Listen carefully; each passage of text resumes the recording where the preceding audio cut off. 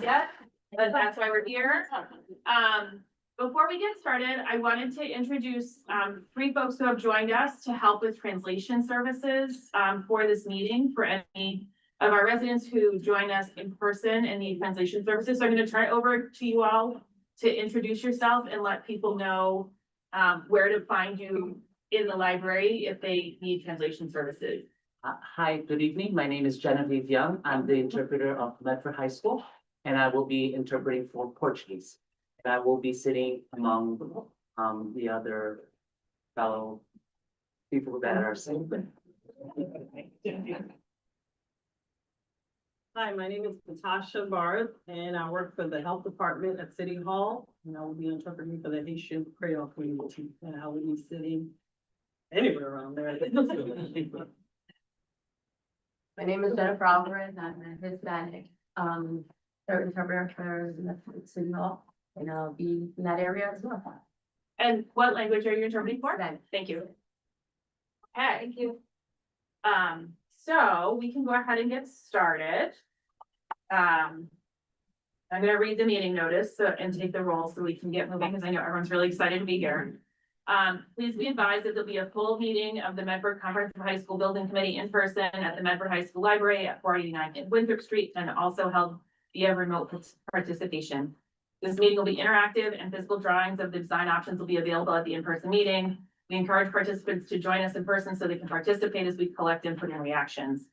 The meeting can be viewed live on Medford Public Schools YouTube channel, through Medford Community Media on your local cable channel, which is Comcast 9, 8, or 22, and Verizon 43, 45, or 47.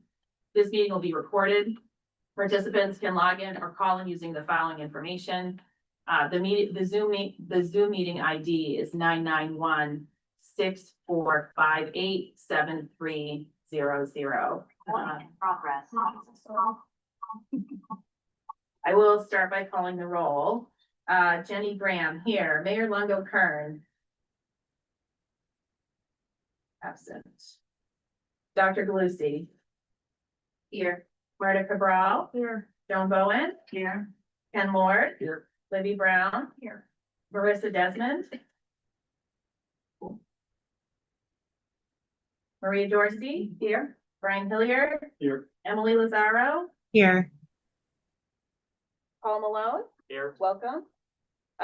Nicole Morel. Here. Aaron Olpate. Here. Luke Preisner. Here. Bob Dickinson. Fiona Maxwell.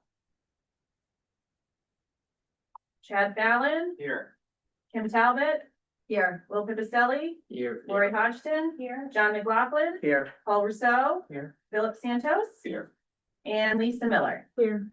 Okay. Fiona is here online. Okay. Fiona is Fiona's here here but online, online, but- okay, great. So we have 13 present and 2 absent, so we have a quorum. We'll move through some of the regular business here before we get to the exciting stuff, because I want to save plenty of time for that. For this committee to know, the communication subcommittee is going to be meeting in about a week. And I think we could use 1 or 2 more members to join us. So thank you, Luke, for your service on the communication subcommittee. So we're looking to fill Luke's shoes and maybe 1 more who can help flesh out some of the broader communication plan in terms of interest for city residents, both who are connected to the school and who are not. Is there anybody else willing to join us from this team? I'll entice somebody later. Okay.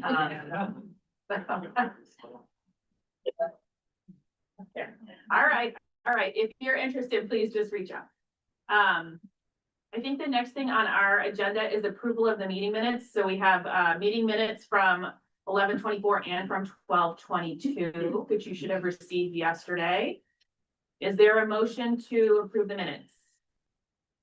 Move the minutes to be approved as submitted.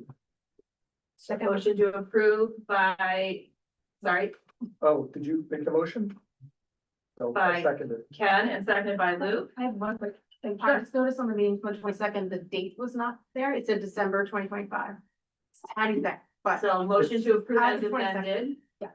Okay, we'll make sure we fix the date. Okay, so I will call the roll. Jenny Graham, yes. Mayor Longo Kern is absent.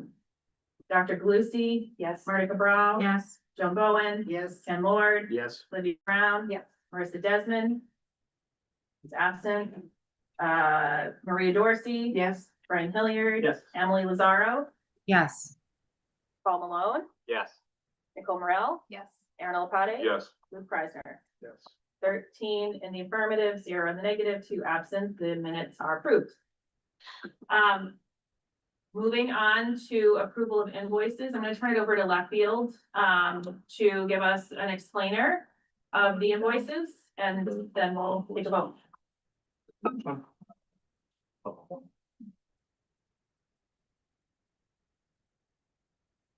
All right, so good evening, everyone. We have our first meeting with 2 invoices. So we have our typical left field invoice for the month of December 2025 for the agreed upon value of 25,000. And this is the first invoice from SMMA. This does date back until November, when they initially were starting work. Their contract wasn't approved until November 22nd.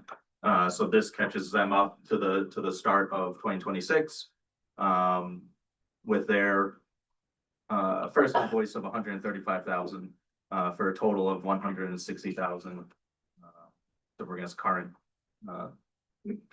through December of 25. Okay, any questions about the invoices from the committee? Is there a motion to approve? So moved. Second by Ken, seconded by Libby. Gonna call the roll. Jenny Graham, yes. Mayor Longo Kern. Still absent. Dr. Galucci. Yes. Marta Cabral. Yes. Joan Bowen. Yes. Ken Lord. Yes. Libby Brown. Yes. Marissa Desmond. Absent. Maria Dorsey. Yes. Brian Hilliard. Yes. Emily Lazaro. Yes. Paul Malone. Yes. Nicole Morel. Yeah. Aaron Alpate. Yes. Luke Preisner. Yes. 13 in the affirmative, 0 in the negative, 2 absent. The invoices are approved. Go ahead. I'm gonna keep turning it over to left field. They're gonna talk to us about a contract amendment that they are recommending for our approval this evening. Yeah, actually, can you go to the amendment slide? It should be right after the invoice. Wherever it was, right? Yeah. This is a little difficult to read here. This is just a latest budget update. You know, we're obviously still well within budget. Trying to apologize, I cannot read it from here, but it was distributed to everybody in the latest packet. But all things said, everything is still within budget and tracking exactly where we anticipated. Move to the next slide. Yeah.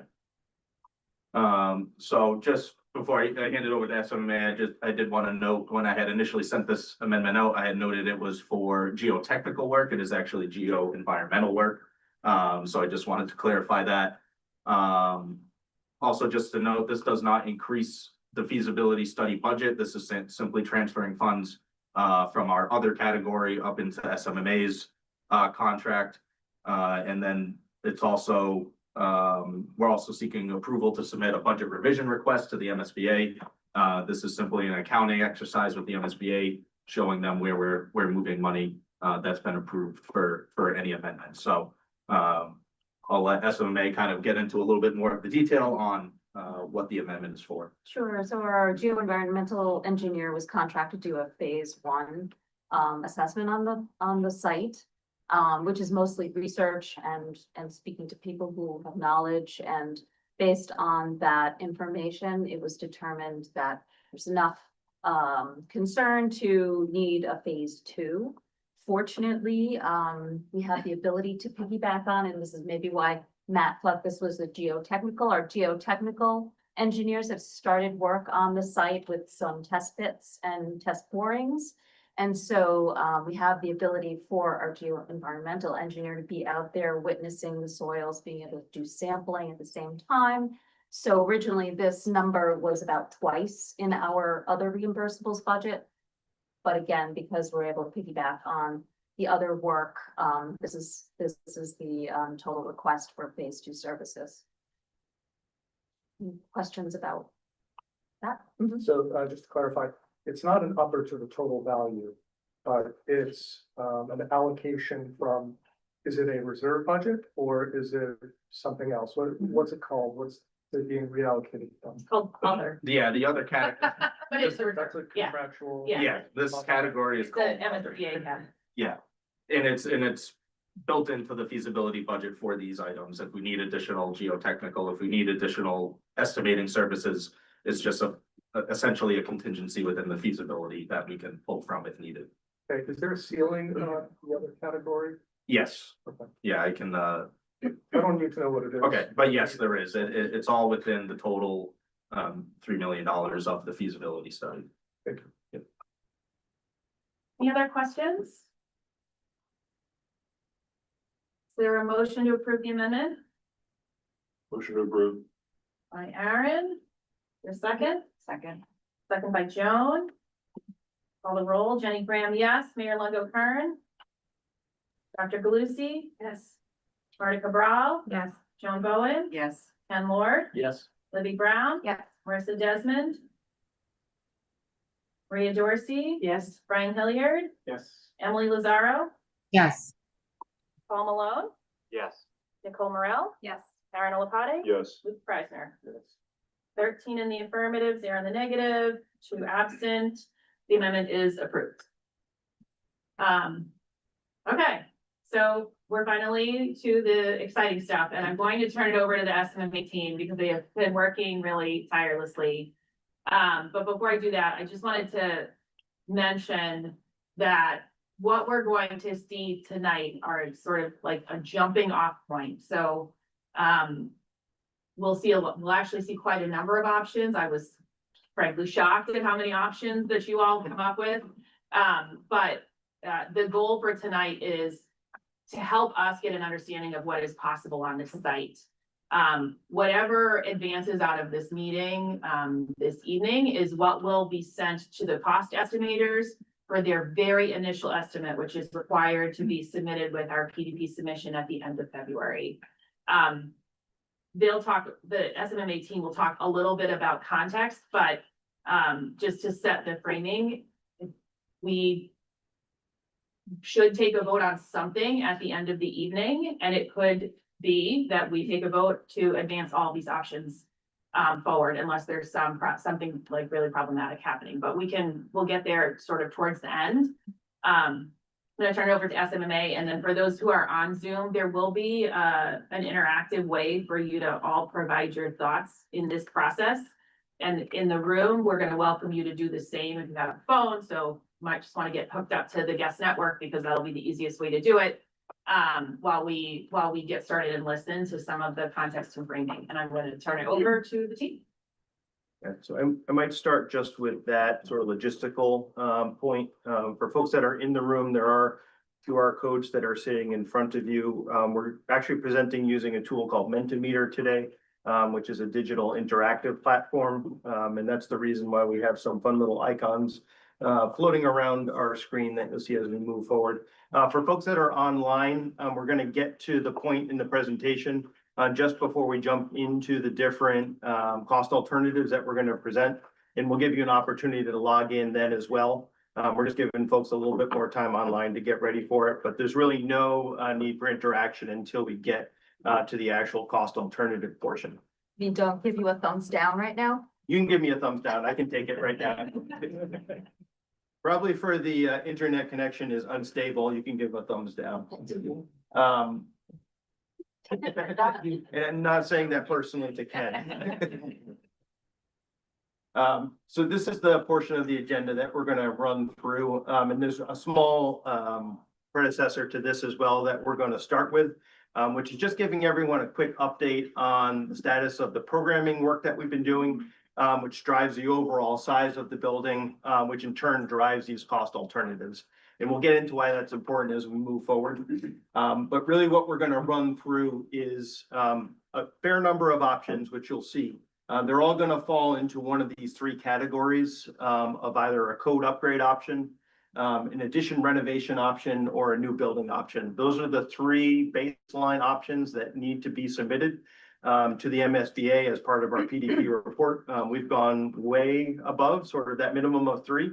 But that is sort of the baseline that we're going to be looking at, and that's going to be the lens through which we're going to start looking at all these different options. It's one of those three different categories. We're then going to sort of integrate in this interactive session, and we're also going to be able to field comments on the options after we get through them. We do want to try to get through all of them as opposed to stopping and fielding questions as we go, just to maintain the continuity so you can understand each alternative with respect to the other ones as we're moving through them. All right, somebody gave a thumbs up, which I appreciate. All right, so we're gonna move through then. Okay, so the program area update. What we've been doing over the course of the past couple of months is really been building up into this point and really allowing us to determine what the target size of the building is going to be. This is a slide that we've shown at various visioning processes at the programming meetings that we've had, and it really sort of outlines the process of how we start from not knowing anything to knowing what the building size is going to be. Right, so we're running a couple of concurrent activities initially, one in sort of the visioning track, educational visioning, where we bring together both educational leadership, which was probably about 20 members of school leadership, district leadership all coming together.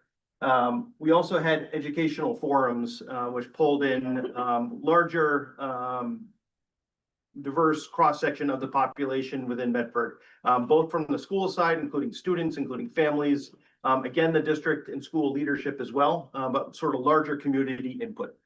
So all of that is getting pulled together into an educational plan, which is sort of the heart of the design of the project.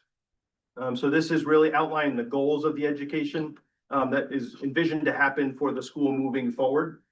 And it's something that is being written by the district, which is again a requirement of the MSBA. This is not the design team telling the district or the community what the vision for education is going to be here within the city at the high school. It is the community, the school community, really developing that plan with some frameworks in terms of visioning and activities.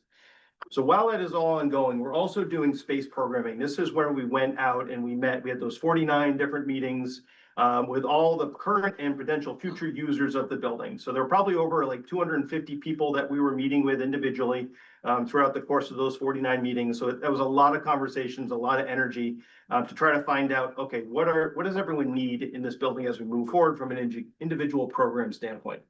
That generated an educational program. And you can see in terms of the percentages that are complete down below, we're not done with either of those activities yet. But we're also at the point where we need to start to move forward on these cost alternatives so that we can start to get an idea of the cost overall of the project of all these different options as we go forward. So we're sort of moving these things concurrently as we go. We do have enough confidence in terms of where each one of those things is to be able to lead us to the next stages of the process. And so the educational plan and the educational program really combine to form this overall building size. Which is going to be a gross square footage. It's every inch, every square foot of the building that we're going to be in moving forward. Again, whether it's an added onto and renovated building or whether it's a completely new building. The other thing that we're doing while we're doing all those other activities in terms of programming and visioning, we're doing this existing building analysis and existing site analysis. So what we talked about in terms of doing the phase 2 geoenvironmental study, we're doing geotechnical studies, we're doing laser scanning, hazardous materials. I'm not going to try to read off the entire list, but essentially doing that deep dive into the existing building to understand what's here. And really those two things come understanding what's on the site and what's in the building, as well as having that overall size of the building allows us to then start projecting these very high level cost alternatives. As we go through forward in the process, we're going to talk a little bit about what those are, but I just want to try to give a sense of what the building is looking like right now and what's driving all the cost alternatives as we get into it. On the left is really a statement of what the educational plan is that Dr. Galusi shared I think at the staff meeting and at the community forum most recently, talking about sort of the process that everyone has been going through in terms of developing that educational plan. But in terms of the other pieces that are composed in the existing building, again, we're not assuming anything about this existing building. We're crawling through every inch. We're finding every locked door to understand who is using every space. We've been bugging Ken and John to let us in everywhere as we've been going through. And that is both ourselves as well as the crew that's been doing the laser scanning. So we're getting programmatic understanding as well as the physical understanding of what is here at a very detailed level.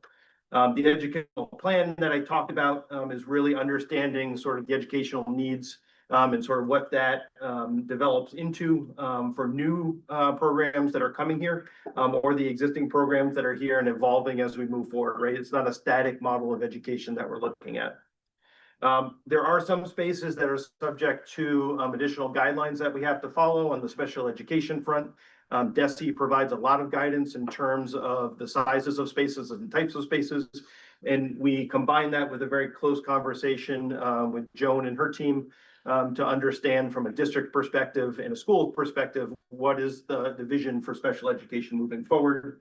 And then in terms of the Chapter 74 programs, again, DESE provides specific guidance on the sizing of the shop spaces from a safety perspective, understanding how many students may be in each shop and program moving forward. Again, we're looking at shops that are here currently, as well as the 4 new shops that are projected to be added to the school moving forward. So these are all the numbers in terms of where we stand right now in terms of net square footage. So I'll take a second to explain this a little bit. We're not going to dive into every square footage here at the moment, partly because we're still evolving. We're still having discussions that refine the proposed net area. And we're also still waiting for the results of our laser scan, which we're expecting at the beginning of next week, which will tune those existing numbers, probably like within a percentile or two in terms of what you're seeing here.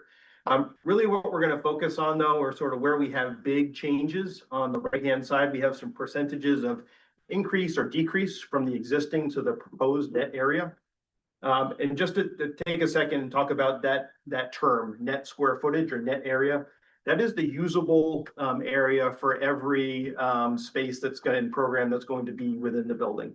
So it does not include things like hallways. It does not include things like toilet rooms or mechanical rooms. We take the net area, the sum total of the net floor area, and we multiply that by 1.5 to get the overall building size. We refer to that as the gross floor area. But for right now, we're just looking at the comparison on a percentage basis of where we were or where we are now, really, and where we're looking to go in the future. So I'm going to move forward. We have a little, this is sort of the cheat sheet in terms of where those big swings are, just so we can run through and understand why we have those big variations, either up or down as we're thinking about the proposed building. The first is on the special education side. So we are doing a lot of right sizing for the programs that are here currently, and that includes both the sub-separate programs, which are dedicated programs where students are in all day long, but also the resource rooms where services are provided on a more intermittent basis where students are coming and going from different spaces. So we're right sizing those. We're also thinking about the future. We're understanding the trends, again, based on discussions with Joan, where we're looking to address student need in the future as we go forward. So that in some cases, that's increasing room capacity. In some cases, just thinking about different programs and sort of how they come in. Additionally, there is the relocation of the Curtis Tufts program, the therapeutic day program, from a remote site to this building. And so that's going to add a certain amount of square footage. So that's partly the reason why you see a fairly significant increase in the special education space that we have here today versus where we're going in the future. The second one is the addition of technology labs. So the MSBA refers to these as vocational spaces, and it's a little bit confusing because it is not the same as the Chapter 74 vocational spaces. They refer to these as really hands-on learning labs. And they're spaces that, as we've been talking with the educational leadership team as well as the educational forum, there's a need here at the school for additional hands-on learning activities. Whether that takes the form of electives that are added to the curriculum and offerings for students, or whether that is providing resources for existing curriculum to go and use specialized spaces. Those technology labs really will provide a tremendous amount of additional opportunity for project-based, for hands-on learning as we go forward, whether it's electives or whether it's modification of existing curriculum. I think there's probably only one or two of those types of spaces in the building right now, like a maker space fits into that category. So there's a considerable amount of those spaces that are being thought about being added to the overall building program. The CTE spaces are almost doubling in size in terms of the square footage that we have for Chapter 74 programs here today. And again, that's a combination of adding 4 new programs, right, that don't exist today, so we need all that square footage. But also when we look at the enrollment for the CTE Chapter 74 programs, to make sure that we have that DESE required amount of space for the number of students that are planned to be enrolled, right? And we have a tremendous amount of very successful programs here that are growing in enrollment. Chad has been able to get some grants to be able to add staff moving forward. And so when we increase the size of an existing program, we have to do 2 things. We have to provide enough space and we have to provide enough staff from a DESE perspective. And so we're doing both of those things as we're thinking about moving forward. And that's the reason for the Chapter 74 programs increasing in space. Under the drama category, the auditorium itself, we've heard many times that the existing auditorium is extremely limiting in terms of the number of seats that are in there currently. So planning for 1,000-seat auditorium just results in a very linear sort of increase in terms of the amount of square footage that's associated with it. And then lastly, early education in the building right now. We have currently Medford Family Network. We have Kids Corner, and we have the preschool program that's associated with the Chapter 74 Early Ed program. What we're going to be doing is adding to that dramatically by the consolidation of the preschool classrooms throughout the district here. This is the MEEP program, the Medford Early Educational Program, that will be coming here. I think currently we're targeting 11 classrooms, I believe, as the count of integrated preschool classrooms, 15 students per classroom. And so that's going to relieve stress on the elementary schools where those preschool classrooms are located right now, and provide really purpose-built facilities moving forward. So there's a big increase in square footage, but the benefit to the city, to the students, the youngest students within the district is really tremendous there as well. This is just a quick graphic that lets you sort of see the increase based on sort of color coding. It's another way of looking at that same information that we were just going through anecdotally and from the actual numerical listing of things. So I won't spend too much time here other than pointing out the fact that you can see overall we are looking at an increase in terms of net square footage, program square footage, based on the sum total of all the changes that are happening. I will point out there's a couple reductions as well in terms of overall categories. The health and PE category is reducing, not because we're suggesting that we're going to be reducing the size of the gym, just because there is a tremendous amount of locker room space underneath your gymnasium. It is far and above beyond anything that we have seen in terms of the sizing of it. And quite frankly, a lot of it is completely unusable, right? And so what we're going to be doing is building purposeful locker room space that is at the size that the MSBA will allow us to build on the same level as the gymnasium. And so that overall square footage is shrinking down, just as one example. But overall, we're looking at a net increase of the net square footage. All right. Matt, before you continue, can you just flash up the Mentimeter link real quick? There have been, there's a bunch of people who have joined us and I just want them to be able to Yep, let me see if I can connect. get to it. It's a couple slides in here. Okay. So I'll leave it here for just a second, so folks can snap it with their phone to get the QR code, or you can also go to, on the left-hand side here, worldwideweb.menti.com, and you can enter that code. That's another way of getting to it if you need to. And Ken has just dropped it in the chat as well, or somebody dropped it, maybe it was Will. Okay. Can't take it. Somebody can give Ken a thumbs up for that. We'll come back to this slide again, so you have another opportunity. If you can't catch it right now, again, no need to put the thumbs up on things until we get into the alternatives, but we'll take thumbs up, we'll take thumbs down as we get there. All right, so cost alternatives. And this is sort of the tricky part of the meeting in terms of calibrating how we're all thinking and looking at these alternatives as we go forward. These are going to look and feel like design options. We make a specific distinction between design options and cost alternatives because there is so much in terms of design that we just don't know yet about the building, and we can't get into with the number of schemes that we're going to be looking at right now. The important thing for us at this stage in the process is to really understand how big the building is, how much of the building we want to build new or make it as an addition, and how much we want to renovate in terms of existing square footage. And so we're just not at the point where the term design is really appropriate to evaluate these. There's going to be a lot of fluctuation. So this diagram that is up on the screen right now is our attempt to try to explain that a bit. In terms of the different cost models that we're going to be establishing from these alternatives, they are exclusively based for the building on square footage of the building. It actually does not matter from an estimating standpoint what shape the building is in. All three of these diagrams at this point, if they were considered designs, would be costed at the same square footage, even though they have different surface areas, they have different roof areas, if you think about them as buildings, right? We're just at the point where we need to focus on the square footage, and that's why the size of the building is so important right now, because it is our one sort of metric that we're following along as we go. So as Michael runs through the different alternatives as we come up, you may see forms, shapes of the building that you like, you don't like. You can still react to them. We're not saying you can't.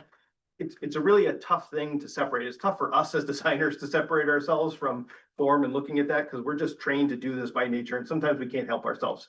So we completely understand if people have that lens when they're seeing these.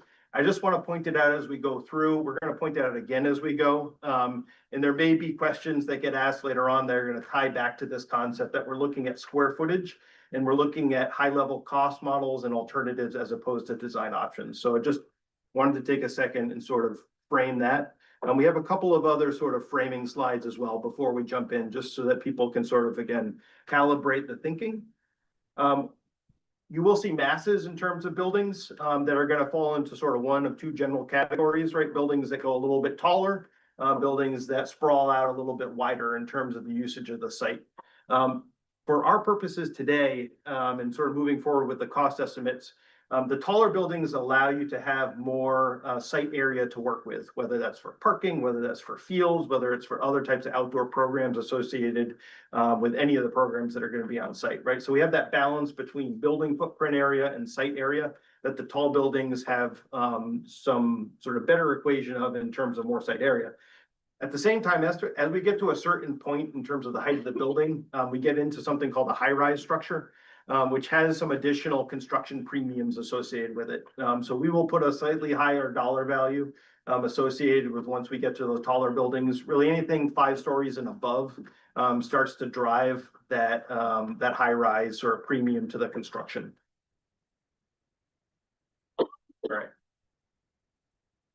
Another important piece of this, and I'm sure this is it's a tough one for people to wrap their minds around in terms of the phasing of these buildings. We're going to look at a lot of options that are building on parts of the existing building as new additions, or they're renovating parts of the existing building. And trying to think about how that happens while teaching and learning are going on here, as well as all the other community uses that happen in this building and on the site. It's sort of mind-bending when you start to get into the details of it. And what we don't want to be right now is sort of hamstrung or constrained by trying to figure out, well, how are we going to phase that? How are we going to do it? It's really going to be our job at this point for each of the options as the sort of design professionals to give the cost estimators a number of phases that may be required in terms of duration, in terms of quantity to actually achieve any of the options that we're going to be looking at. Certainly if people have thoughts and they want to talk about it, that's fine. We welcome the comments, but we're not going to get into the phasing in terms of the alternatives. We're going to run through sort of what the end product is. In terms of making those things actually happen, though, in terms of how it drives the cost, we do have a couple different options of how we treat it. We can potentially have to bring in temporary modular classroom buildings to operate on site. So for instance, if we were going to take away the library that's here, we might have to create a library space temporarily outside somewhere else on the site. So that is an additional cost. It's a non-reimbursable cost as well from the MSBA. They don't help fund any sort of temporary measures. So we will look for ways to avoid that whenever we can. But for some of these options that we're going to look at when we're building right on top of the site and on top of the existing building, there may be no way of avoiding it as well. It just may be a necessary part of the process. So just be aware that phasing is going to have to happen for a lot of these options, and we're going to be accounting for the cost of those as we move forward through them. All right, and then just a little bit about the structure organization of the different options. I'm not going to try and tell you what the colors are there, but the largest piece of mass that you see there, right, we've collected together for academic classrooms, CTE classrooms, special education space. It's not about what programs are where at this point in time. It's really about the volume, the quantity of square footage that we have. We have gone ahead, a little bit contradictory to that, we have gone ahead and shown where some of the bigger spaces are, so you can see the scale of them and the fact that they're double height or sometimes triple height spaces, just for relative purposes. But again, I wouldn't hinge your thumbs up or thumbs down upon where you see any of those parts and pieces, because they can move around, they will move around. They're just put in there for reference purposes to illustrate that we're capturing that square footage and to help give a little bit of scale to the overall mass. Right, and in all cases, whether we're looking at addition renovation options, whether we're looking at all new construction options, that proposed net area is going to be the same in terms of what we're looking at. Sometimes it's going to be taller, sometimes it's going to be wider, sometimes it's going to be mixed into existing construction versus new construction in different ways. Probably the one exception to that will be when we get to the new construction options, because the gymnasium that we're going to be showing you in those new construction options cannot be as big as the existing gymnasium here. So that existing gym is about 30,000 square feet. A new gymnasium that we can build will be a maximum of 18,000 square feet. So that's like 12,000 square foot delta in between. But generally, it's sort of apples to apples in terms of square footage. Okay, just want to talk real quickly about the site. Matt just explained how the buildings are color coded, and you're going to see some options for the site that are similarly color coded. The goal here is not to show you a fixed location for any items, but just to give you a sense at a squint of what parts of the site are dedicated to green, so fields and planting, what parts of the site are dedicated to pavement and circulation of vehicles and parking in gray, and what parts of the site are more actively programmed with gathering spaces, hangout spaces, entry spaces, CTE yard, outdoor spaces, and the required outdoor play areas for the preschool component. So you'll see those color coded, and just like the building, don't get too fixated on where they are. What we're trying to do is just show you what could fit in some of these different scenarios. On the next slide, you'll see just a couple of cost assumptions as it relates to site. Primarily, the big drivers here are how much surface parking we want to accommodate. Each of the schemes that you're going to see, just like the building is fixed in size, each of the schemes that you're going to see is showing a fixed quantity of parking, which more or less matches what you have today. We're still fine tuning whether that number needs to grow or whether it could possibly shrink in terms of number of cars that need to park on site every day. But for now, we've assumed it's roughly the same. And so you're going to see a balance of some schemes that illustrate all that parking in a surface condition like you have today. Some schemes that deck over that parking to provide an additional space for fields or program. And some schemes that actually go as far as building a parking garage to conserve more of the landscape for fields and other high school and community programming. Just as Matt said, there is a cost implication to that. And so that's what some of the schemes will be exploring from a cost perspective. But again, there's a lot of flexibility about where things go. And it's really that proportion of parking and where it sits relative to grade that will determine what you can fit in terms of other programs.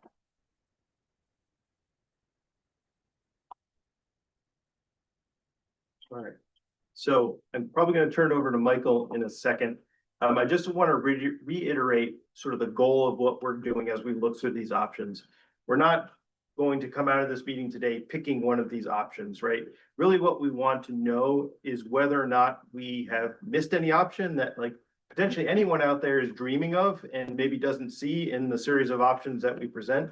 Or if there's something that people see that says, geez, there's no way that Medford will accept this type of option moving forward.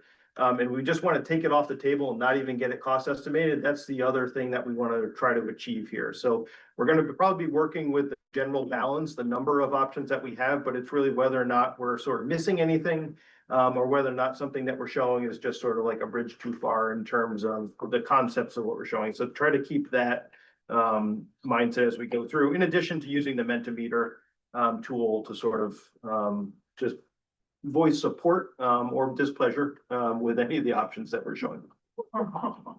And B and C, that B and C. Sure. Yep. I don't know. Do you want me to take that, Michael? Or you want to?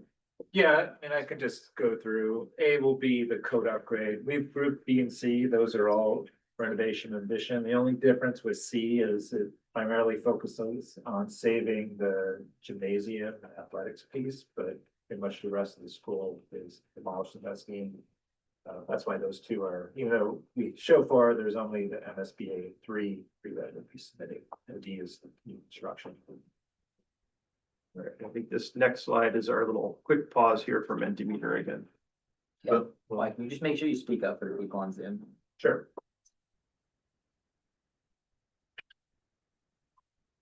So if anyone, as we get through a certain point, if people don't see the link in the chat as well in terms of the code and the, just feel free to, I guess, ping Will. I can flash it up on screen again, the QR code, if that's helpful, if necessary, as we're going along, just so that people have additional access to it. But we'll leave that there for a second and we're going to jump in. All right, we'll jump right in. We have, well, there's 57 studies here. You could imagine between the, the kind of four different rows here, there's a lot of variations that you can create with buildings. But again, with that cost lens, what we tried to do was consolidate like-minded approaches. So, we go back to that one slide that showed the different shape of square footage. We said, well, these three are very similar. They're all gonna come out with the same cost. Let's consolidate those ideas into a single one for cost estimating. So we're gonna go through 29 different variations here. The easiest one to understand with the simplest graphic is code upgrade, and just flashing up what that means. It's all the systems, whether they be electrical or structural or plumbing, bringing those up to code. And then things like ADA, electrical, fire safety, bringing all of those up to code. What's excluded is changing your spaces. So you can't turn your library into classrooms or cafeterias. Every space that's in this building today stays the same, but the same function. So that's what's excluded. And this is what you're going to be seeing for all the options here. We'll have a kind of a large aerial axon diagram of a floor plan of the site. And then some stats here in the lower left corner that talk about the height, maybe something about the linear square feet of wall. And starting to get into thinking about horizontal travel distances. So quick question, when we see that red boundary, can we trust that that boundary has been confirmed by your survey team? Or is that still a notional property boundary? So it's a notional property boundary. Yeah, we are still waiting for the final land survey, the professional land survey to get back to us. It's just been, it's a very big site, as everybody knows, and there's a lot to it. I think that's expected probably within a month or so, but Yeah, a few more weeks. this is a very good approximation. This is from GIS, so it's pulled. It just doesn't have the level of sort of inch specificity that we'll eventually get from the professional. So nothing really much to talk about on this slide, and just that the whole building is upgraded.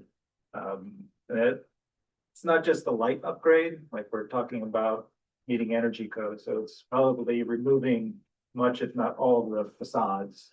And putting new facades on the building, so it's not just coming in and cleaning things up, it's a big heavy lift. And the MSBA does in some circumstances, the code upgrade sometimes works for school districts, but, based on what we're learning in the educational plan and the statement of interest, it's unlikely that, school today is gonna meet all those goals. So we'll jump into the B options, and the B series is really where the options proliferate. This school is made up of many different buildings, so you can imagine the different combinations of, let's renovate this wing, let's demolish this wing, there's hundreds of those variations that you could come up with, and we've really tried to throw out the ones that just don't make sense, and stick to the ones that are a little bit more logical, and that play out. So we'll go through the B series, and I'll try to explain exactly what's going on in them. So for the B1 series, this is saying that every square foot of this building is renovated. But remember that diagram that showed existing square footage versus proposed square footage. It essentially means that we're adding square footage to this building to meet the program. So that could be a whole nother floor. Kind of see it, the colors aren't great in the room, but when you see it on the screen later, it's adding one entire floor to the building. And additionally, kind of padding out some of the CTE shops with additional 20 feet of space all the way around to help that. So B1.1, B1.2 is just saying, let's try to go vertically. So adding 2 more floors on top of the science wing, top of the cafeteria, and athletics corridor there. So it's a lot of square footage that you're adding to this place already. So those are the B1 and B1.2 options. So B2, this is demolishing the auditorium arts wing. And you can start to see, we start doing things like that we're able to take advantage of more of the site area for new construction. So a lot of these focus on the front parking lot. There's a lot of space there that you could build a lot of the new school while the existing school stays in function. And then you'd still have to go through a phase renovation to bring this whole building on par with other code requirements. And these are just different flavors as I flip back. Some of these are a little bit more spread out, taking over a little bit more site area. Some are saying, can we be a little bit more compact in our footprint, build up a few more stories?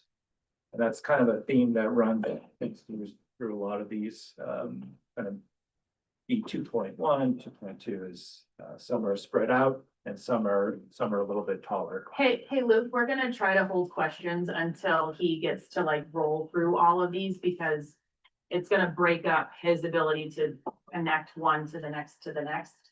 So if everyone can just hold their questions until Michael's done. Yeah. Or if you have a stopping point where you wanna pause, that's fine, but Yeah, when we did this, yeah. it was very, very useful to just keep going and let us ask questions at the end. And for what it's worth, I'm not asking about content. I just want to know how to interpret some things that I see. Kind of along the lines of the boundary question, but I can say it for you. I just wanted to add here, Michael, so people will recall that the high-rise consideration and why B1, B2.1 and 2.2 are different from one another. This gets into that above 5 stories, right? So that construction will have a higher premium to it. So even though it looks very similar in terms of where it is, because it's a taller approach versus a sprawl approach, that's why it's sort of discrete cost model, if you will. A very basic question, is pool services mean like pooled services or aquatics? The pool and the associated locker room that are around it. Okay. Yeah, we can probably find a better term than Okay, that. cool. Yeah. All right, let's chug along here. You'll see a theme. We're pulling more of the existing building down, so it's opening up more opportunity for new construction in those areas. So these are the B.3 options, and you'll see a lot of these are focusing on that front parking lot. And even as we've been doing these early studies, we're finding, if you think about like the center of gravity of the school, and if so much remains, we're trying to find places for new construction that doesn't try to spread out even further than it is. So those are the things that are those interesting findings that will help, when we eventually get to design and we're evaluating options, we'll be able to say, well, this one is just too far apart. Why would we put a building here when other options might be a little bit more compact? In some cases, dipping a little bit into, things that we're noticing about the building. We know the science wing, the roof is not great, and the daylight to those spaces is not great. So in some of these schemes, you will see, carving out some of this existing space to bring in daylight.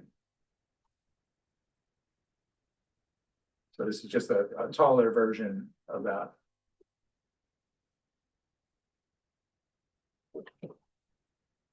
So B.4 is demolish A, B, and C, leaving the vocational wing, leaving cafeteria, the back athletics corridor, and the gymnasium. So here you can see there's a little bit more freedom of where you can put stuff eventually, but still, as a reminder, these are all phased construction. Anytime new footprint is overlapping that existing, you're going to build what you can on the first day one. You're going to move students hopefully into that new facility, demolish a part of the school, build a little bit more. So it's an arduous process to go through that, but it's been done before. So again, just focusing on getting that amount of square footage onto the site.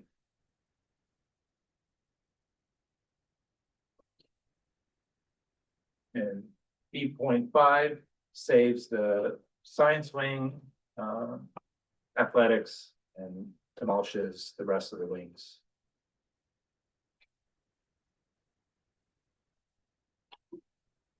So you can see 5-story school that's tying into those existing pieces.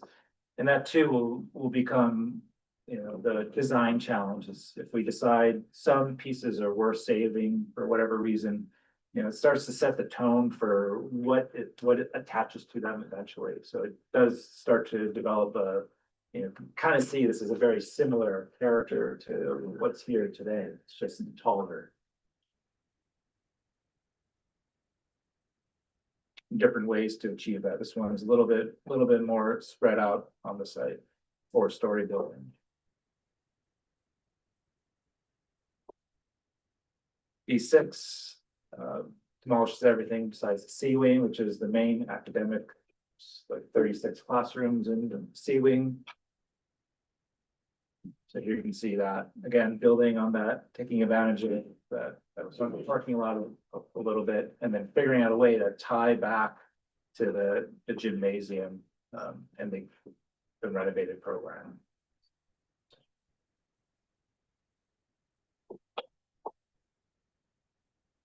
A little bit different flavor of that.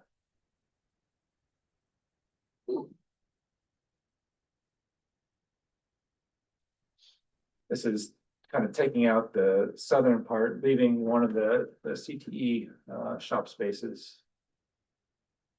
So again, these are all very similar, but it just for cost purposes, it's going to tell us a lot, what it takes to just renovate that portion, add on to it.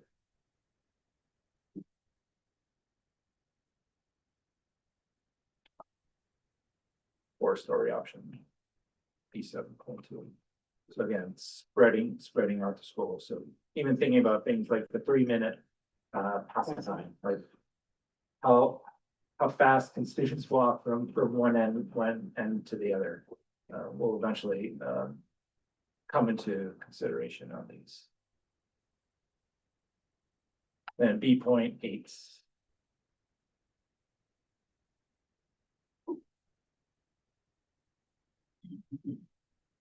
Rebuilding, where all the shop spaces are, still saving the science wing, saving the core academic wing. And different variations, maybe starting to break out of that orthogonal grid there. So all very challenging, but it's a good exercise to go through. It's good to get, you may hate some of those, but you may want the price for some of those, just to maybe support that, and to maybe eventually toss that one off to the side. So that's the other aspect. Some of these you may not care for, but it may be good to build up the knowledge of what these things cost. So this next series, we're gonna look at just saving the gym, some of these, the pool, and this liner with some of the cafe, kitchen, and then the gymnastics. So it's saving that piece. And really, when you think about saving that piece, it kind of opens up the site a little bit. There's really three primary locations, which is the parking lot, which will be this first series for building new. So that's a code upgrade to the gym.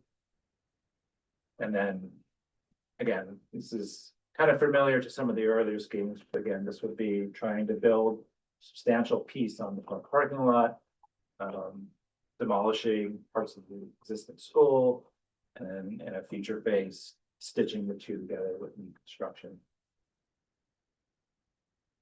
So you kind of see what it's doing, right? Trying to build on that front parking lot, the school's getting really long. This is trying to be a little bit more compact. This one is probably a real challenge to do, because most of it is right on top of these existing schools. So this phasing would be really intense. But good to get a cost understanding for this model. And then we were thinking about, well, we have the gymnasium, we have the front parking lot in these schemes, and thinking about trying to develop maybe an option that just, it may not be ideal, but treating the gymnasium as a separate building, so that you could build a lot more square footage up front while the school still functions in the middle, and then stitch it back together with fields. So it's just you know, a lot of them were saying, you know, we have to connect to the gym and have to, you know, make it so people can travel for an engineering environment. But I think it's a good cost option to think about separating two. And this is the first one that introduces demolishing the pool building, which we know has challenges and has maintenance that will need to happen, you know, probably for the life of that building to keep it up and running. But this is the first one that breaks that out, such as that as a separate project for the district, for the city. And just from a costing perspective, we will be looking at the pool, either renovating the existing pool or building a new pool as sort of an a la carte item. So we can understand what the costs of those are.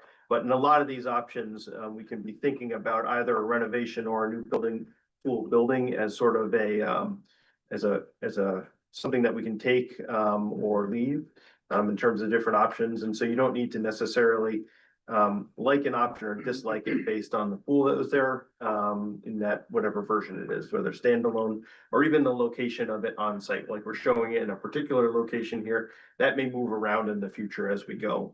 We're just trying to understand what are the options that we have to work with if we think about the pool as being a new building. Yeah. It does do some interesting things on site. We know that back corner where you're coming around the pool up to the fields is a pretty tough vehicular drive back through there. So site 2 is kind of it's like the side saddle, it's the western side of the site. It has its own, every site has its own challenges. This one has a lot of topography, as you see in the photo. But it's suggesting a school building that's a little bit building behind the gym and a little bit maybe in front of the gym, and maybe taking advantage of that upper practice field as well, to find some program that can fit up there. So the challenges with this one, you see it's a seven-story building. That's really just based on entering kind of at this level that we're sitting at, having to have floors that are terracing up to Eggerly Field. So that's the challenge with all these that are entertaining siting here or in the back. And here's a different variation on this. This one does take advantage of that upper practice field, which is a bit isolated. You know, this one's trying to do its best to avoid the existing footprint altogether, so that school could remain in use during construction, building gets built, and then the last phase would be to mend the site and recreate the front yard with playing fields and parking. There's a few options that we'll price. Here we show playing fields over a single parking deck. So we have a few different pricing options. And that could be surface parking, a smaller field. There's a few different variations that we'll submit with this one to figure out how to creatively take advantage of. It's a lot of area that up front. And this would also remove one of the fields from the upper fields. And then site 3, again, it's got probably all the same challenges as site 2, and it's got I'm just gonna say like the presence of a school, well, you're not gonna tuck that much square footage behind a gym, you're still gonna see it, but there is an access challenge to getting up the back of the site. So this is contemplating a very large school in the back, and then a little bit of work to line the front of the gymnasium barn with some probably public facing programs. So, but again, this is would be a phased construction. You'd be able to build the school in the back and along the side, demolish those pieces that are attached to the gymnasium, and then build those in a separate phase, and then continue on bringing down the schools toward the front of the site. There's a few different variations. You know, it's the same kind of square footage.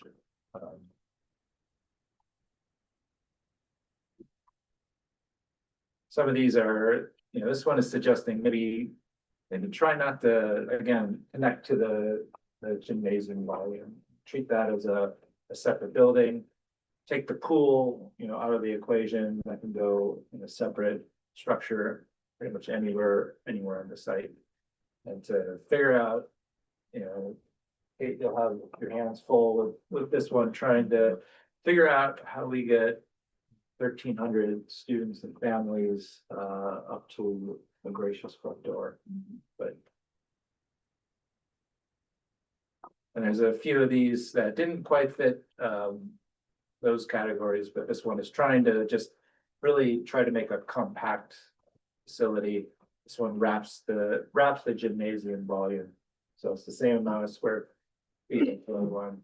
It again is a phased construction, since there's a little bit on the south side of the gymnasium that would come into play back, and then moving the school. This one also shows a football stadium track in the foreground. So there's a few different options for what that surface would be. And some technical challenges of putting a track over a parking structure as well that would need to be dealt with.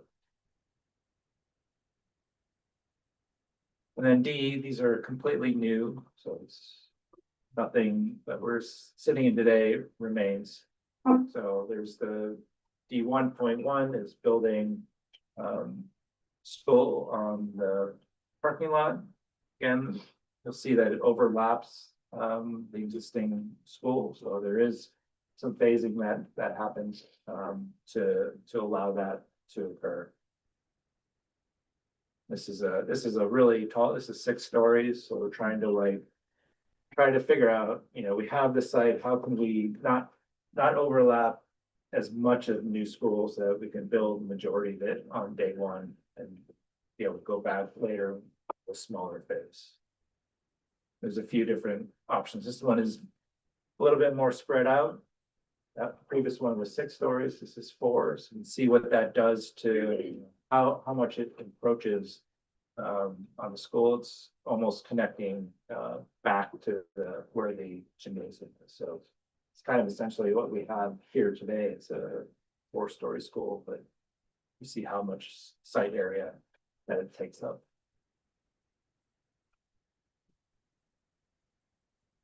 And then we have just a few brand new schools on the upper fields.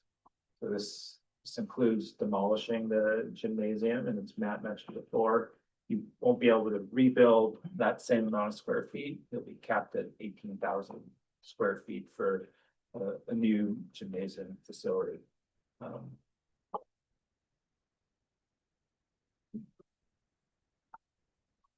All right, I think that's the run of them. So I think we can open it up to conversation, Are you ready for questions? observations, questions. I can go back to anything.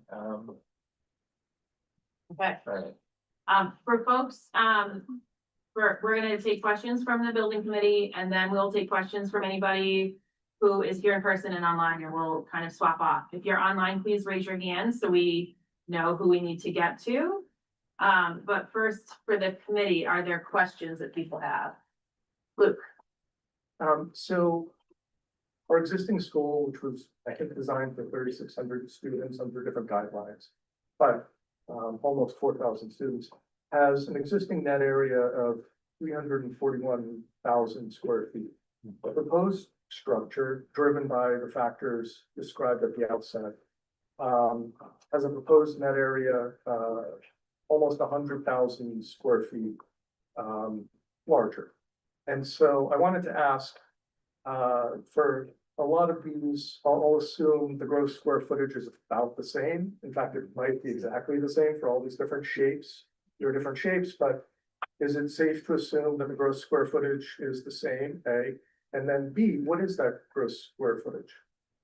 So yes, with the exception of, again, the gymnasium, right? For those new options it'll be, the net square footage will be dropped by the 12,000 square feet or so. But then you have the concept correct. In terms of the gross square footage, it's a 1.5 multiplier on whatever the net square footage is. We didn't share it here again because we're still both refining the existing square footage, net square footage through the laser scanning process, and we're also still having those programming conversations with the educational leadership and refining the educational plan, so that's not final. So we're not trying to be evasive in terms of the number. We're just, it's still going to move around, and once that number sort of appears, everyone sort of locks in on that number. So we want to try for this conversation today to focus on really the organization of the options, and again, what people think are either missing or ones that don't want to be showing up here. There will be a time moving forward at a subsequent building committee meeting, which we're going to get into sort of the scrutinizing of the actual square footage itself. And then we'll talk about the gross square footage at that point in time. Any questions? Aaron? I had a question about the parking garages. So I know that the idea right now is for 425, I think, spots or so. And you said that was the current number, or is that the projection number?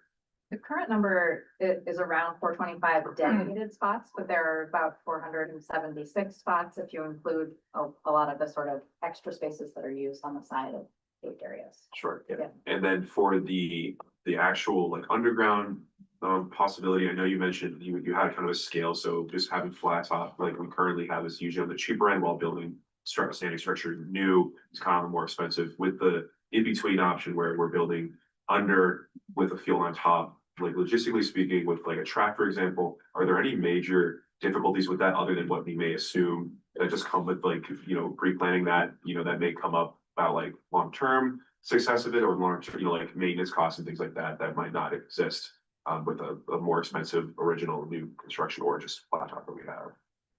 Those are long questions. Yeah. Short answer, there are some construction logistic and long-term kind of detailing logistics that would need to work through, things like expansion joints and where exactly those fall on your track and your field, and whether you can accommodate structures like goalposts, things like that. With the underlying structure of the parking underneath, those are design considerations that we're going to work through. But for now, we believe that those solutions are feasible and worth costing for you all to make a decision about whether that's worth the cost to gain that added program space on top of parking. Thank you. Paul? In the ad rental options, when the rental of whatever is left over happens, you know, the school committee and hopefully this committee will agree that we want to be platinum. What does that mean? Like, how do you convert any existing part of this building to LEED platinum? Is that literally even possible without taking all the walls out and like pretending it's not a building? So I think with the renovation, I'm actually gonna separate out the question into like, how do you deal with the existing building and then the LEED platinum question, because I think they're sort of disparate. Any of those renovations that we're looking at in that rental option is going to involve ripping this building apart down to the structure. And I say that primarily because this building is not laterally supported to meet modern structural code. So we have to do things like adding in giant cross braces, steel cross braces to help make the building laterally stable. And we just can't do that with maintaining really any level of this.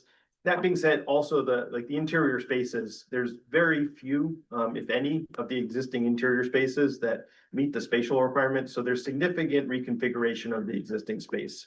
So I don't think anyone should be thinking that in any of those renovation options, it's like replace the ceiling and paint the walls and the flooring, and then we're like good to go and we're done. It's going to be significant. It's going to be invasive in terms of renovations. There's still value to that from a carbon management standpoint, right? When all this concrete and steel was built back in 1970, like there's a tremendous amount of energy that was put in, there was a tremendous amount of carbon that was expended to sort of build all those things, and we can still leverage all that in the building. That will contribute positively to the sustainability model of the building moving forward. But the LEED platinum designation is going to be contingent on a whole host of other things.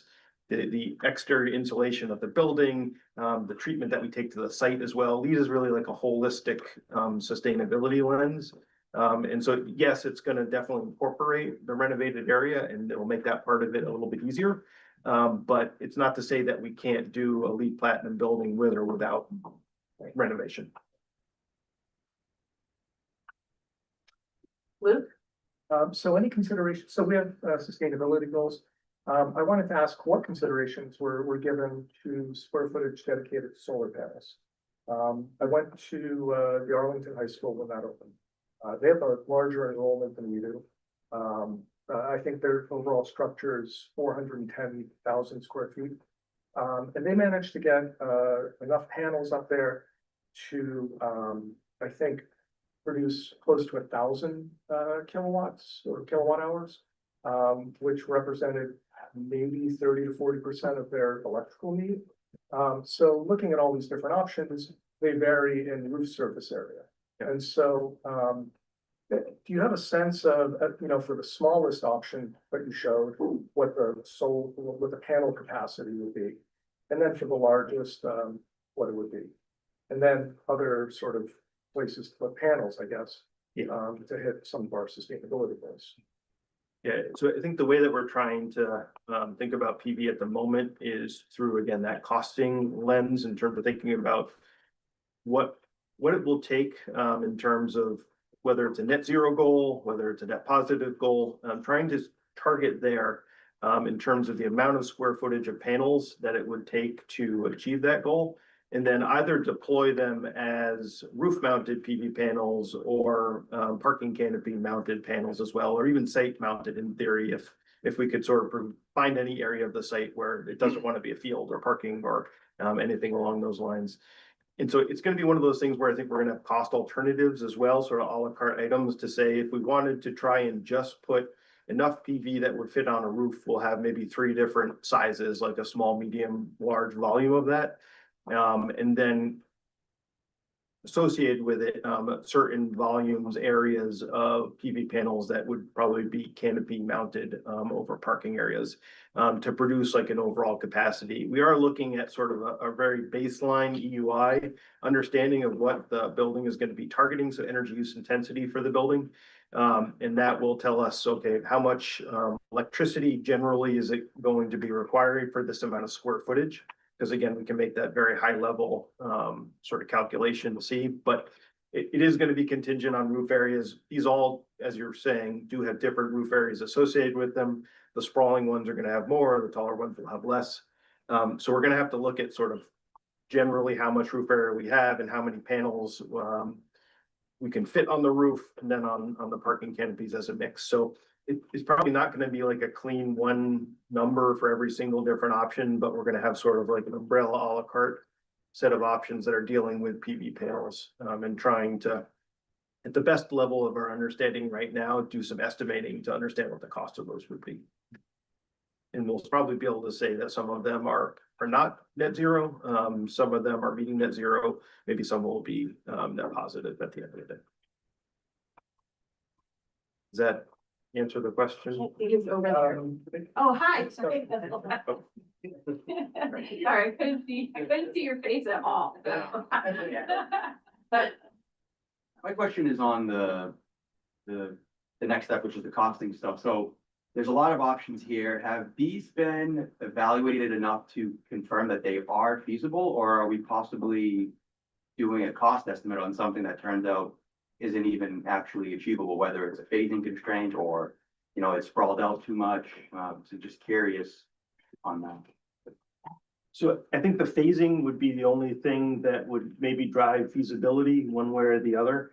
And I don't know that we would say right now that it's not feasible. What may happen is that we just have to think about it with being too many phases, right? In terms of just moving slowly in sort of smallish areas where it's not going to be desirable from an overall building committee perspective and community perspective in terms of getting the project done.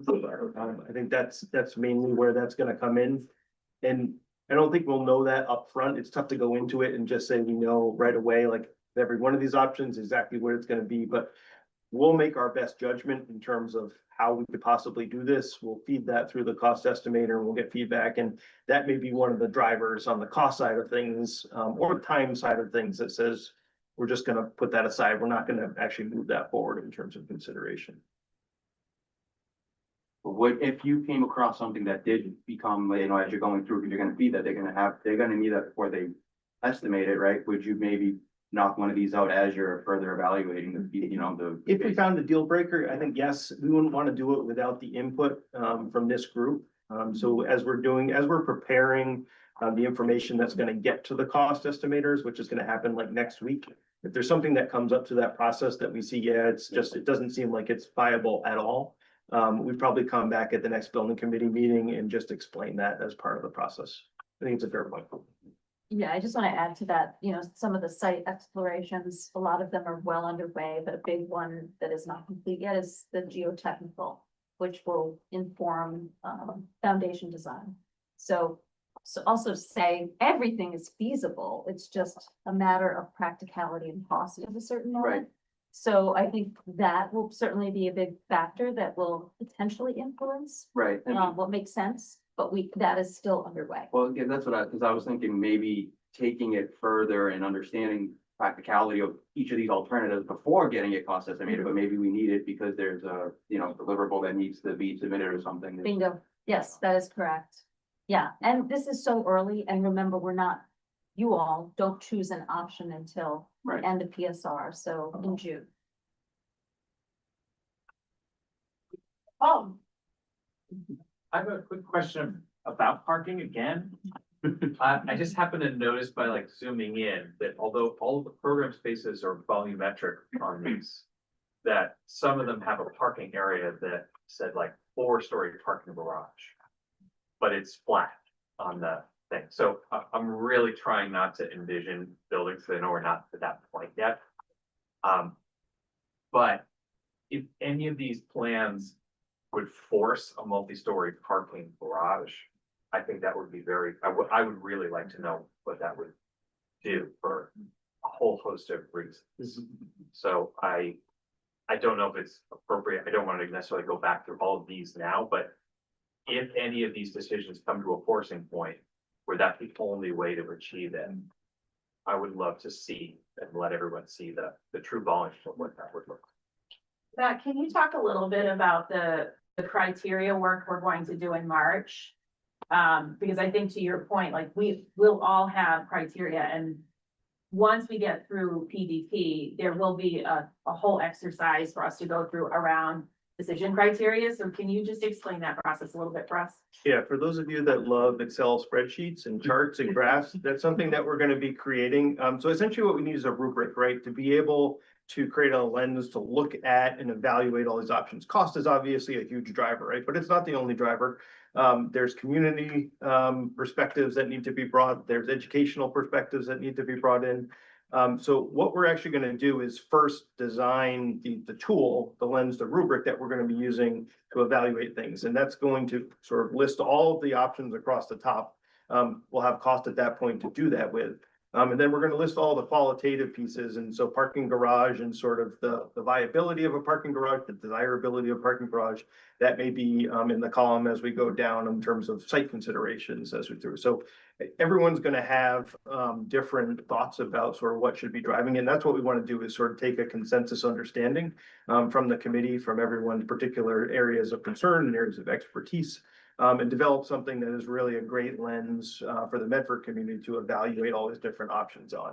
Cost, again, just being an important one, but lots of other things are going to plug in there. We have some great examples from other projects that maybe have even too many considerations in them, and it may be sort of just a culling process to get down there, but there may be others that are very specific to the Medford community that we want to put in there, like the pool building and sort of the considerations that are associated with that. So that will be coming. I think is that our next building committee meeting that we're going to actually be doing that? No, in March. Okay, so 2 ahead. Yeah. Yeah. Aaron? For the designs where the pool building or the gymnasium are separated, is there any consideration about having the design, what did I say? They're designed, they're not designed. Not designs, sorry, for models. Yep. Are there any, was there consideration about having, coverways for students to be walking to, just like with the weather and things like that? I know a lot of students probably might not want to be walking in the poor weather if that's happening, so I just wanted to know. So I think that would make sense. And it's certainly something that we could get cost modeling for in terms of something that runs along. One of them that was shown, again, not designs, and Sorry. this is where it's like, it goes down that path pretty quickly, right? If there's a plinth of single deck parking and there's a field, like you could also imagine that there could be an area of that you could walk sort of below the field from one building to the next. So there's a couple different ways to go at it. I think right now, what we want to do is just make sure that we have like a cost placeholder there to anticipate something like that. So we may just get some cost for some additional structure on top of the parking, not to just overinflate that, but to try and address those types of observations and thoughts. Yeah. Thank you. Did you have a question? I do. Maria, you got your hand up, so I'll wait. Maria? Yeah, sorry, I didn't see you over there, right in the corner. I don't remember at what point it was discussed, but we did talk about the potential for the fells around us. It looks like everything is staying within the current borders. Is there any conversation or possibility of extending out into the fells with any of these designs that I didn't see? So there's no, it's a great point. There's no options that show extension beyond the property lines that we're constrained within right now. We have been having advisory team meetings, and one of them was site safety and security, the second of which happened actually last night. And we talked a little bit about like the Mustang Loop and sort of how that was created, but also the fact that it's not Medford's property, right? It's DCR property. And so there's some discussions that have to happen, with any of those neighbors, whether it's DCR or anyone else, before we would show anything or propose anything going on anyone else's property. And right now, we're not holding those costs. That's something that we can decide as a committee, though, as to whether or not there's things that we want to account for in terms of pricing. Not because we think we can do that yet, but just because we want to have a cost understanding of what it might be to, I don't know, put another, like a boardwalk along the entirety of the Mustang Loop or something to improve the accessibility of it. And just, that's an example that sort of came out of the discussions last night. So those may be some things that we want to look at. Several of the options do look at locating the trailheads in slightly new locations, so it's just a slight shift of where those trails are welcomed into the property, or are accessed from the property, so that there can be just a better link between parking and, you know, school gathering spaces and trailheads. But that's at an early stage, and I think, you know, we will be looking for you all to guide us on how much of that gets included in the design phases. And we'd have to have those conversations with Exactly. DCR. I'll just reiterate that again, that Yeah. it's not something that we can decide and do of our own position. Yeah. So I was a little disappointed in seeing a lot of concepts that try to utilize the athletic fields. And, you know, the athletic fields are highly utilized by the communities. There's the school sports teams, there are the town recreational leagues. There's a number of club teams. Every weekend, I actually run to my house for the high school and I'll do laps. I'm up here pretty frequently, but I have a pretty good sense of how highly utilized these fields are. So I was disappointed in, but I also sort of acknowledge that it's a nice flat area to work on, right? So it's appealing. I think it would be very disruptive. So my disappointment comes from seeing more concepts that utilize that space versus, say, what you marked as Site 2, which is a football practice field and a hill and parking lot. And so I wanted to ask, is there like a limiting factor or something that just makes that property undesirable? Or was it just an arbitrary choice because the fields in the back are nice and flat? Yeah, I think I mean, for a cost standpoint, you know, the two options we show on site 2, kind of, no matter what arrangement of that square footage should cover that kind of project there. So there are like more variations when we get into design. You know, if site 2 is, you know, coming out ahead, you know, we'll certainly need to investigate all the possibilities there. But from a cost standpoint, you know, two options we show, pretty much show the square footage. So, you know, some of them do reach back, so, you know, perhaps there's another one we could develop, perhaps, that locates more of the square footage and preserves both the fields up there. But something. I just don't think there was any indication of preference by quantity, like those two things are not correlated here. It's the fact that we're just looking for discrete cost models, right? As I think as Michael said, we have between those two, like a little one that's a little bit taller, one that's a little bit wider. Those will sort of add to those two variables that would impact site 2. And then beyond that, we're just looking for different combinations on the higher site, on the parking lot down below. So I don't, there's really no preference in our end. It's great to hear that you have a strong preference against that. And I think that's sort of what we're hearing, would like to hear from everybody. If there's considerations about building here and there, I think it's a conversation, right? It's not something that any one of us can probably decide, even at this point. Libby, I just want to clarify for me, so it's your concern like that during construction it would be disrupted? So I assume the field would be replicated in the end, like we would be losing them, just temporary disruption, is that what you're saying? Yeah, Or, of course. yeah, I mean, so like they. like there's a period of time that they would be unusable during construction. And then if they're being relocated, they'll be unusable, or their equivalent will be unusable until that's included, right? So I am working within a finite timeline. Mhm. I'm also, you know, working with real timelines for kids that are attending high school today, or that are entering high school in the next, say, 3 years. That will have a big impact on their athletic lives. And it'll have a very large effect on, like, the travel leagues that utilize it, club, leagues that utilize it. It's gonna touch thousands of people.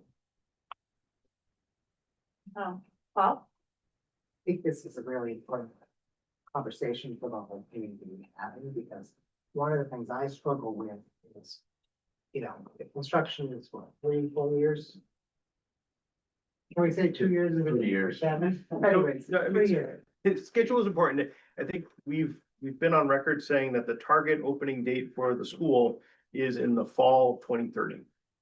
Right, so that there's some aggressiveness to that timeline.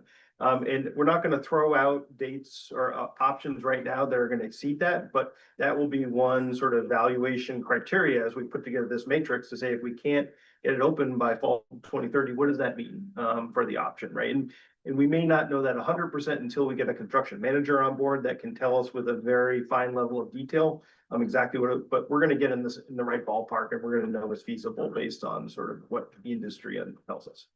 So what I struggle with is this, and I don't have any answer of my own at this point, is, how much do we essentially take away from 3 years of students so that 40, 50, 60 years of students can have a better option?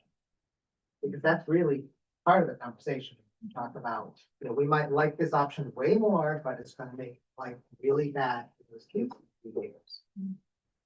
And, you know, I think the community's loss of the fields, to me, is not even in the column. I mean, it run somewhere else. But the students that are gonna be here for those 3 years are my concern. But also my bigger concern, frankly, is the next 40, 50 years of students. So how bad are the students, sort of like, just how. Yeah. Before I feel like there's a breaking point. Okay, maybe the next several generations don't get what we really wish they could get, because it was just too bad.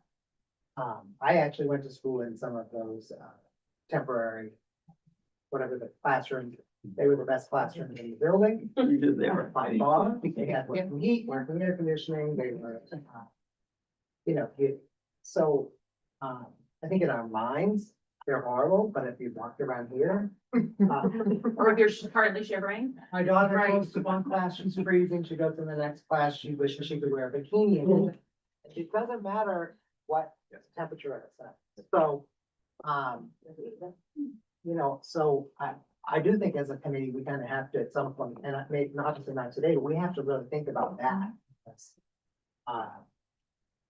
we're probably gonna have options that we agree are better options that are gonna make it harder for those 3 years. And I think it's a hard conversation, but. So I just wanna pause, it's 8:07. I didn't know if any of our community members had questions or comments that they'd like to provide. And if you could just say your name and your address for the record. Okay, Andrew Oswald, I live on First Street. I guess I was wondering, I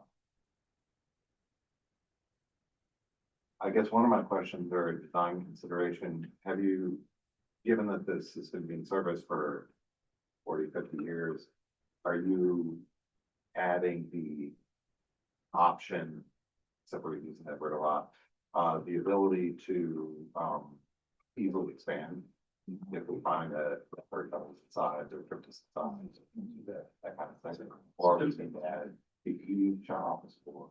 Yeah, so we are required through the MFBA program to plan for a certain amount of physical expansion on the site, and that will be part of the considerations as we move forward. We haven't necessarily cooked that into every one of these 29 options just yet, because it's just, again, a little bit too much in terms of bringing that in. So there's the physical expansion that we have to account for, and I forget, Matt, exactly what is a percentage? It's a percentage. Yeah, in terms of the enrollment, so it's either 10 or 20% increased enrollment is sort of what the MSB prescribes. Doesn't mean that we can't plan for more, but again, it will impact sort of the overall planning, but the other site components depending on it. Sometimes we plan to go up, and there's ways of designing the building to allow for future vertical expansion as an option. The other thing in terms of capacity on enrollment, is just to note that we designed the school for an 85% utilization, of the spaces. You can operate a high school at a slightly higher efficiency, say like 92%. Once you get above that, it becomes difficult, if not impossible, to actually schedule classes and make sure that students can get like the electives and the courses that they need to meet their graduation requirements. But with that increased efficiency, you can get additional students into the same amount of space. We also designed classrooms for 23 students, which is during the MSBA policy. At the end of the day, you may be able to fit additional students into a class. There's a lot of things tied to that in terms of class policy, school policy, district policy, teacher contracts, a whole bunch of things that sort of quite, but there's various areas that will allow for some additional growth in terms of enrollment, in addition to our planning for actual physical expansion beyond that. That's so beautiful to like road. I have two somewhat related questions. So the first one is there's some designs in particular on the new buildings. There was like a 4-story one and a 6-story one. The 6-story one obviously more compact, takes a lot of extra space outside of the building. Given that the net square footage of both options is the same, what is the plan to do with the extra space that the 6-story building is gonna be here outside of the school? I think there might be maybe an opportunity to get some revenue out of that to fund the extra cost of the extra 2 floors. Might give you much more flexibility with expansion. Yeah. And then the second sort of somewhat related question is that, so our city is going through a zoning overhaul right now that is gonna increase density substantially in some areas of the city. So I know that the estimate for the school went from 1,200 to 1,395, but I wanted to know whether you took into account the extra density that very likely will come up to the city in that 1,395 number, and also whether the zoning overhauls would lead you to consider, you know, in a better fashion, the designs that are higher and leave you more space for future expansion. Do you want me to answer that, Matt?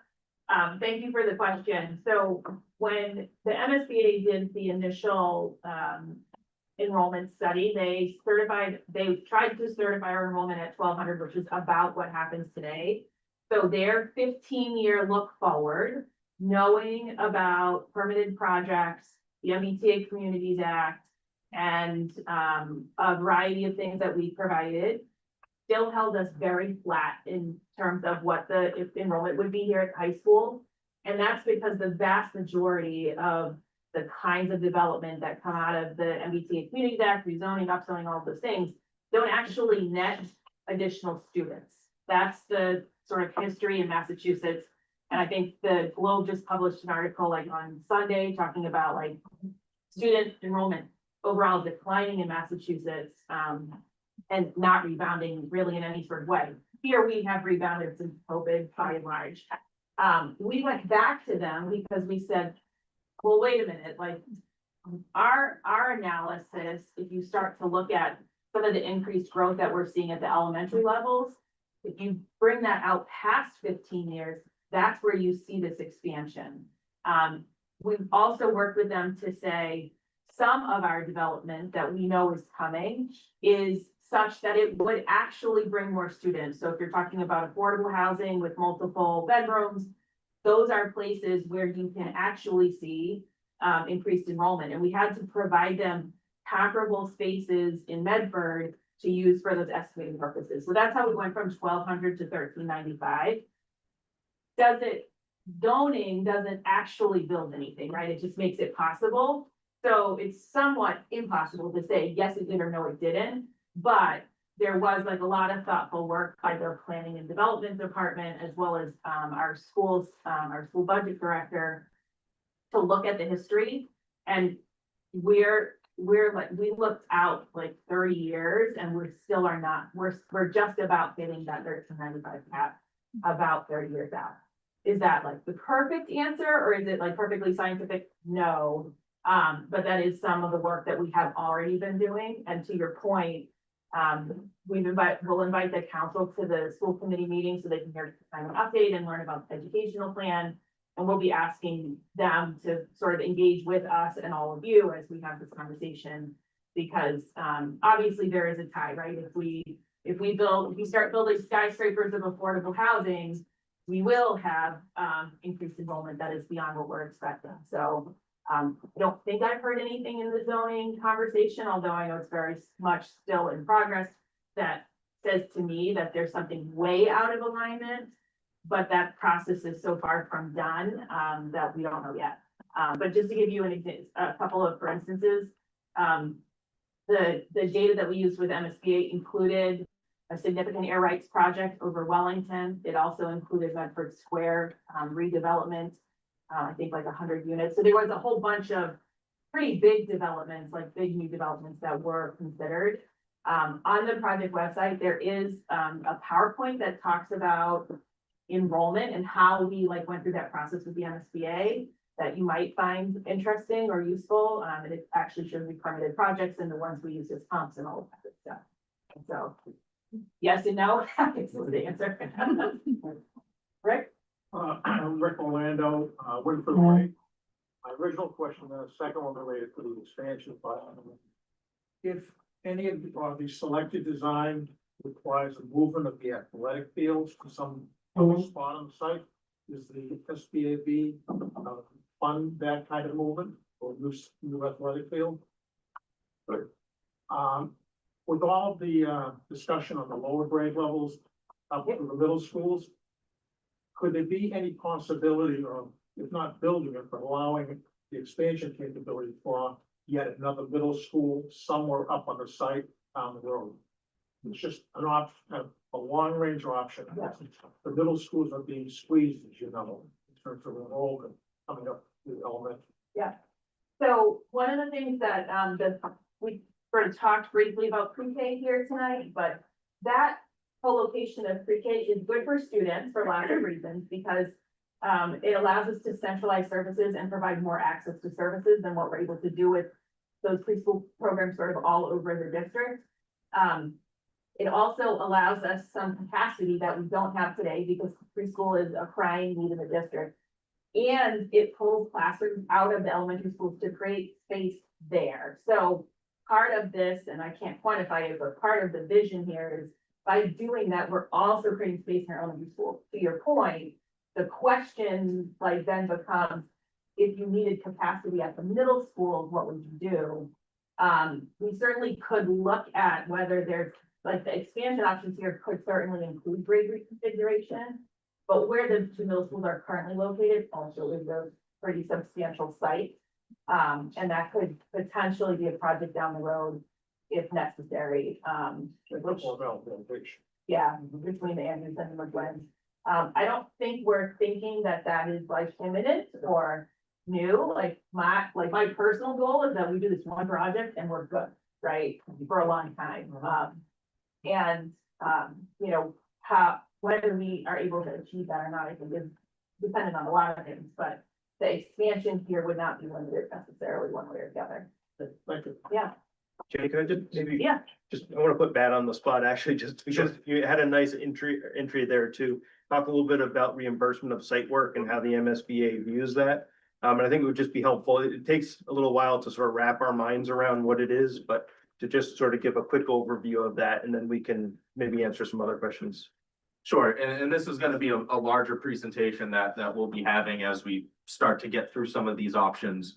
And head into the next phase, the preferred schematic report, but the MSBA has a series of guidelines and cost caps. Throughout the grant program, one of them is the site cap. So yes, they will reimburse for site work in fields, but it is also capped, so once you meet a certain funding limit, everything above that is considered not reimbursable. So it's a yes and a no, and it's going to be up to this committee to really kind of decide, weigh those, pros and cons of going above MSBA reimbursement or not. Yes. No problem. I look forward to a new school, renovated school, whatever it turns out to be. I would say, living in the neighborhood of finding the high school and following the project, up to 6 or 9 homes that we built, you may want to consider as part of your geotechnical work, trying to get some early estimates. I think you have a lot of topography back there, especially in the third site, that may be a deal breaker right out of the gate. So I hate to see us spending extra money on cost estimating or design for that matter, but just that topography work, which is too substantial. Again, I know caution to be a driver, but it is, right? It is. And another question I just had, just recognizing the proximity of Temple and Shalom and their kind of collaboration with the city. Are we exploring any options to enhance that kind of gateway entry? Opportunities for maybe shared parking, other arrangements. Live in a great neighborhood, there may be some opportunities for some collaboration. Do you want me to answer the temple question? What do you want to answer? Why don't you answer the temple question and I'll answer the rock Sure. question? So, yes, we have been in touch with the temple and, they've been, and as you both know, because you're in a butter, the survey work sort of extended sort of beyond, I think, even where I was personally surprised to see it extend as far as it was, and some of that is because it doesn't butt fell, so now you have to tie into to things that are a little bit further away. So we've been in touch with them during the process of all the survey work that's been going on, so they're very aware. I actually talked to Rabbi Jessica last week or so and did sort of highlight for her that this project obviously has potential to impact them in a whole variety of ways, not just construction. And in the same way that I have like my eye on the skate park that is not ours and like that's DCR land, there's all kinds of things that are surround us that once the surveying is complete, we probably do have conversations to have and to collaborate with the temple to say, what is possible, like, we talk about like emergency access and all those things. So we've had some very, very preliminary conversations. She did note that they enjoy being able to listen to the marching band when the marching band is practicing. So yes, there are benefits in both directions, and hopefully we'll be able to have some more of those conversations as we get into this next like 3-4 month phase. Yeah. And one other question, so one reason I'm concerned about LEED Platinum is, and I guess the question if this is just, we're all in on LEED Platinum or whether the specialized energy program gets to a place that gets us to an energy compliance and model that we want to be at. Sustainability and site design, I'm sure SMA will develop a beautiful site for walkability, connectivity, I mean, you name it. And so I wouldn't let it hit the LEED Platinum if we're trying to hit an energy goal. Because the specialized energy goal is gonna get us pretty much that front door. And I'd be interested about the rocks. And I'll turn those to So I'll just say we're acutely aware of the geology of this particular site, right? I think that adjacent site where the residential development is going on is definitely like a case study to be observed and precedent to be understood. We do have borings, geotechnical borings that are happening at Edgerly Field as well as at the practice field. So we'll have an understanding what's there. We're also doing, and Laura will probably give me the better term for it here in terms of what is the Geophysical. geophysical. Putting a plate. So essentially, More than I should. essentially what we're gonna get from our geotechnical engineer is a topographic model of the rock below the surface as the best they can approximate it without digging it all up. That will allow us to even think about whether we're positioning a building to try and mitigate or take advantage of rock removal if we have to do that. So we were also the designers for the Waltham High School, and as part of that project, we removed a ridiculous amount of stone as part of it. And there's a couple of considerations. One is schedule, right? There's a lot of, we've spent almost 9 months there just removing rock before we got to actually build a building. The economics of it are interesting though, because with rock removal at that scale and volume, the subcontractors that are doing it can actually sell that rock out to gravel and other projects. We had gravel show up from Waltham High School at our Andover Elementary School, as material. We got submittals for it, and this was the source for it. So it's definitely a cost, like it's a cost premium to take that approach, whether or not it completely invalidates, what something is being unfeasible, we don't know that yet. So I think we just have to get through our studies, to have a better understanding of it. And then we'll go through all those various, thought processes with everybody here.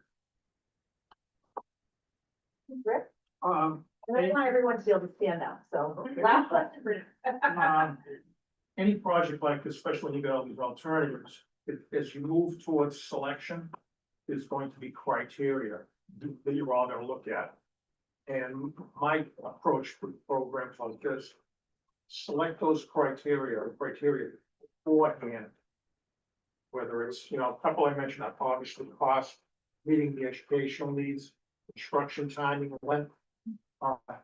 Finding those before you get into the heat of the battle, I think is fine, use document them, spell them out so it's clear on what they are there weighting factors, things like that.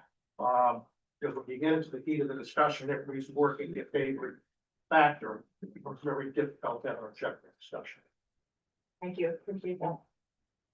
I don't see any hands on Zoom. But I did want everyone to be able to get up and move around for a couple of minutes. And the team did bring some like bigger versions of what you see here. So maybe we can like bring them into the middle and let everybody get up and like move around for 10 minutes and look at them. And Helen has the stickers for us, so. If you're here, you get to use stickers. And if you're online, you can continue to use the Mentimeter to tell us your thumbs ups and your thumbs downs. Right, just really quick with the stickers, so there, I think we're gonna give everybody 6 stickers. So that you can sort of put those down on areas where you actually have a preference, for some, again, not design options, cost alternatives. But it's just a way of us generating sort of a heat map of interest on particular areas. As we move forward, we're still gonna be considering all of them as we go, unless, again, anyone voices an opinion that, and that there's consensus that, no, we wanna take that away.